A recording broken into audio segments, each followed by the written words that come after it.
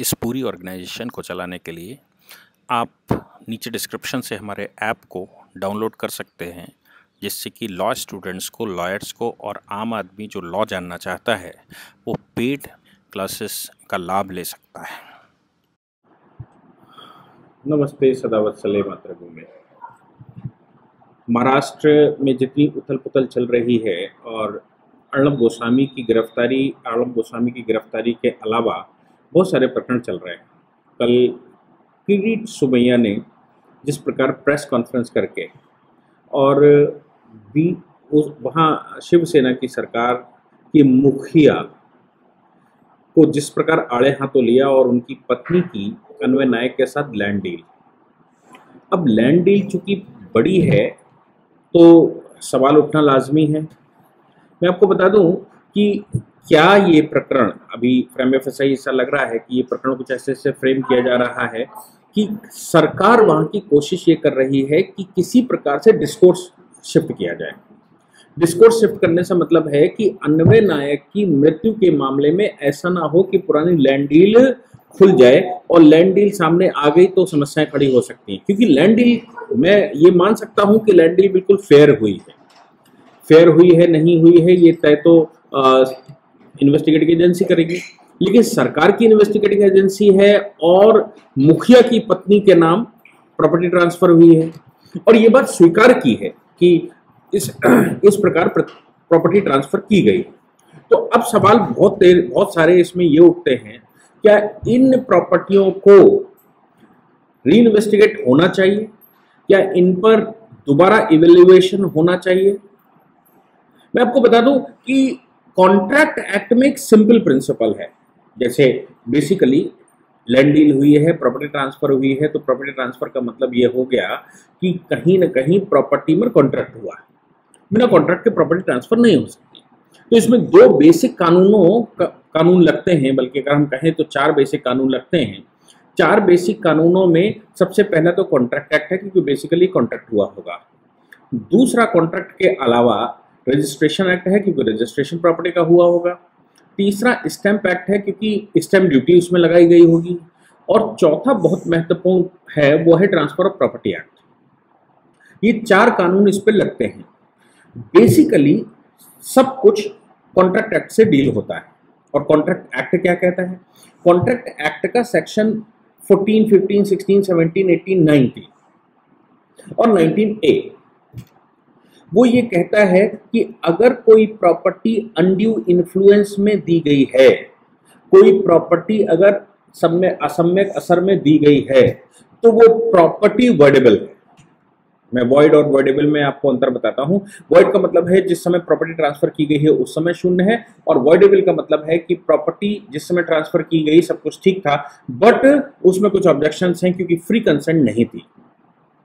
अब कंसेंट देने वाले ने कंसेंट दी, प्रॉपर्टी रजिस्टर हुई, रजिस्ट्रार के सामने कंसेंट दी, फिर भी अनड्यू इन्फ्लुएंस हो सकता है। और अनड्यू इन्फ्लुएंस सेक्शन 16 में यह कहता है कि अगर एक पार्टी डोमिनेटिंग सिचुएशन पर है और दूसरी पार्टी उसके मातहत आती है, तो डोमिनेटिंग सिचुएशन में जिसने प्रॉपर्टी को परचेज किया है वो ऐसी पोजीशन पर है कि वो अनड्यू इन्फ्लुएंस कर सकता है और उस अनड्यू इन्फ्लुएंस से कॉन्ट्रैक्ट बन सकता है। तो ऐसे ट्रांसफर को 19A के तहत माना जाएगा, और ये माना जाएगा कि ये प्रॉपर्टी अनड्यू इन्फ्लुएंस में ट्रांसफर की गई है, जब तक ये प्रूफ ना हो जाए कि प्रॉपर्टी अनड्यू इन्फ्लुएंस में ट्रांसफर नहीं की गई है। अब मैं आपको बताता हूं अनड्यू इन्फ्लुएंस में प्रॉपर्टी ट्रांसफर की गई है मतलब क्या। बाकी जो उसके सेक्शंस हैं, मैं अगर बाकी सेक्शंस की बात करूं, 17 की बात करूं, 18 की बात करूं, 14 की बात करूं, 15 की बात करूं, तो वो ये कहते हैं कि ये प्रूफ करना पड़ेगा जिसने एलिगेशन लगाया है सेक्शन 19 में कि मेरी कंसेंट फ्री नहीं थी।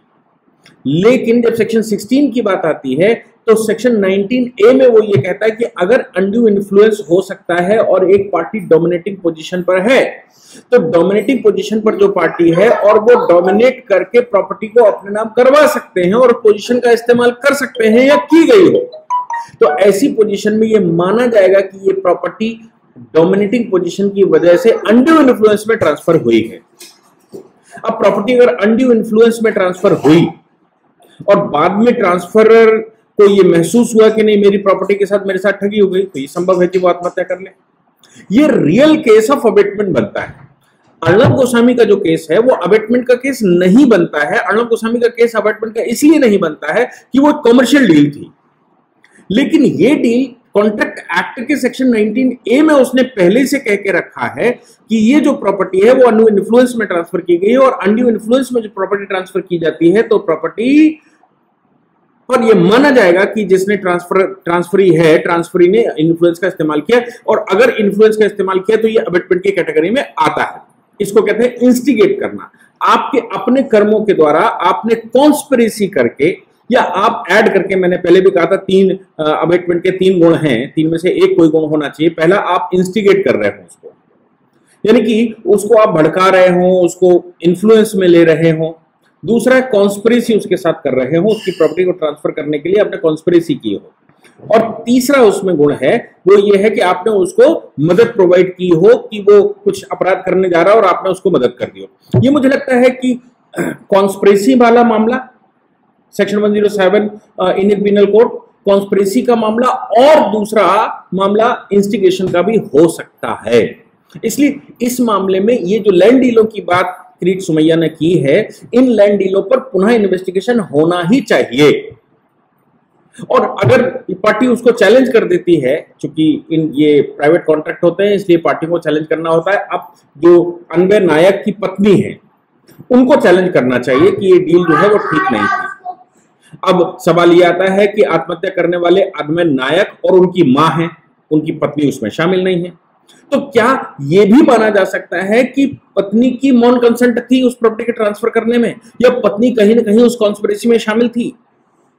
इन सब पर इन्वेस्टिगेशन की आवश्यकता है। अब जब सवाल पूछे गए तो शिवसेना के प्रवक्ता संजय राउत ने जिस प्रकार से कहा 25 वर्ष तक हम बीजेपी को नहीं आने देंगे, अरे भैया आपके पिताजी की मुंबई नहीं है, आपके पिताजी की महाराष्ट्र नहीं है कि आप नहीं आने देंगे?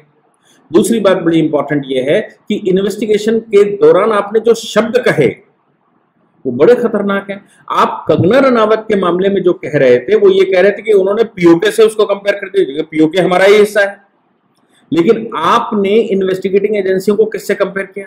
आपने केजीबी से कंपेयर किया, आपने एफबीआई से कंपेयर किया। आप सोच सकते हैं कि आप क्या कहना चाहते हैं? आप ये कहना चाहते हैं कि आपको भारत की इन्वेस्टिगेटिव एजेंसियां, भारत के सिस्टम, भारत की सीबीआई, भारत के और जो इन्वेस्टिगेटिव एजेंसियां हैं उनसे ज्यादा विश्वास आपको एफबीआई से है, और उनसे ज्यादा विश्वास आपको इंटरपोल से है, उनसे ज्यादा विश्वास आपको कहीं ना कहीं केजीबी से है। संजय राउत जी, मैं आपको बताना चाहता हूं, इससे शर्मसार एक पॉलिटिकल लीडर, और मैं समझता हूं कि आप बहुत मैच्योर पॉलिटिकल लीडर हैं, एक लंबे समय से शिवसेना के राष्ट्रीय प्रवक्ता हैं और आप उस पार्टी के कर्णधार हैं। मैं ये मान के चलूं, या तो आप उस पार्टी को निपटाने के लिए ऐसी बातें कर रहे हैं क्योंकि आपको कुछ ऐसा दायित्व तो मिला नहीं है, तो या तो आप उस पार्टी को निपटाने के लिए कर रहे हैं। अगर आप निपटाने के लिए नहीं कर रहे हैं तो आपकी इमेच्योरिटी झलक रही है, जैसा ओबामा कहते हैं राहुल गांधी के लिए कि इमेच्योर पॉलिटिशियन है। तो क्या आप इमेच्योर पॉलिटिशियन है? उद्धव ठाकरे तो इमेच्योर है, इसमें कोई शक ही नहीं। पहली बार सत्ता में आए और उनको अनुभव नहीं था बाल ठाकरे जी के जाने के बाद। उद्धव ठाकरे का बेटा भी इमेच्योर पॉलिटिशियन है, इसमें भी कोई शक नहीं। ये पिछले 2 साल के 1.5 साल का जो प्रकरण चल रहा है महाराष्ट्र में, उससे साफ दिख रहा है कि वो इमेच्योर पॉलिटिशियन है। देखिए, संजय राउत तो लंबे समय से शिवसेना का प्रतिनिधित्व करते रहे, और आप ये कह दें कि आपको केजीबी से इन्वेस्टिगेशन करवा लें, वो इंटरपोल से इन्वेस्टिगेशन करवा लें, वो एफबीआई से इन्वेस्टिगेशन करवा लें। मतलब ये है कि आप ये कह रहे हो कि हिंदुस्तान की जितनी एजेंसियां इन्वेस्टिगेशन कर सकती हैं उनको मैं दता बता दूंगा, वो उनको सबको मैं समझा लूंगा, उनको सबके लिए मैंने काट करके रखी है। एफबीआई से और केजीबी से और इंटरपोल से आप इन्वेस्टिगेशन करवा लीजिए। कमाल है। अरे भैया, हमारे देश में जो लैंड डील है, मैंने पहले आपको कानून बताया कि इस कानून के तहत अब क्या ये किया जा रहा है कि आपकी पार्टी के अपने लोग अपने जो कुकर्म है, या जो section 19A of contract act में जो मामला फंसने वाला है, उसकी बजाय आप डिस्कोर्स शिफ्ट कर रहे हैं अर्णब गोस्वामी के प्रति। एक तीर से दो निशाने।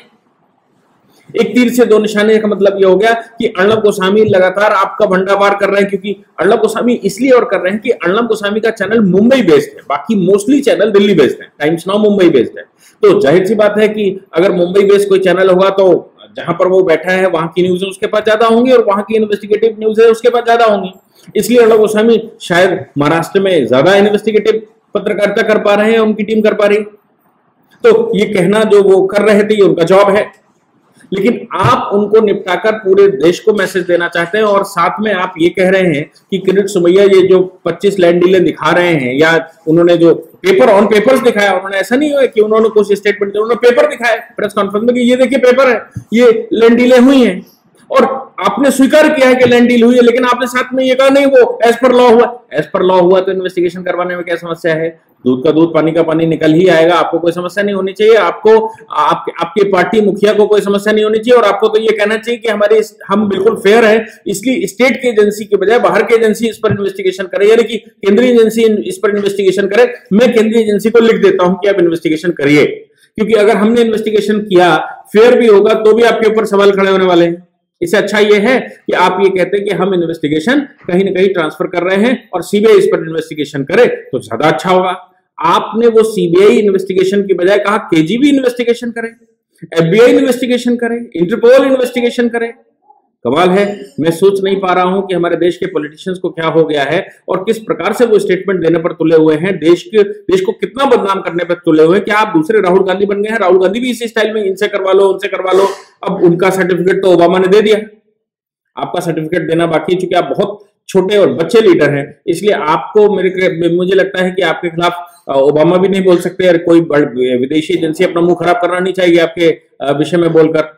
लेकिन आपको सोचना चाहिए कि आप एक देश के, एक समृद्ध देश के एक पॉलिटिकल पार्टी जो सत्ता में है और एक बड़े स्टेट, औद्योगिक स्टेट महाराष्ट्र की सत्ता में है, उसको ऐसे स्टेटमेंट नहीं देने चाहिए, उनको शोभा नहीं देता। और फिर इन्वेस्टिगेशन के लिए उनको ये आग्रह करना चाहिए कि ये लैंड डील के मामले में इन्वेस्टिगेशन कहीं ना कहीं सेंट्रल एजेंसियां करें तो ज्यादा अच्छा होगा। अगर आपके मन में चोर नहीं है तो, और मन में चोर होगा तो फिर आप कुछ भी कह सकते हैं। मैं समझता हूं कि ये हमारे देश के लिए बड़ी शर्मसार बात है।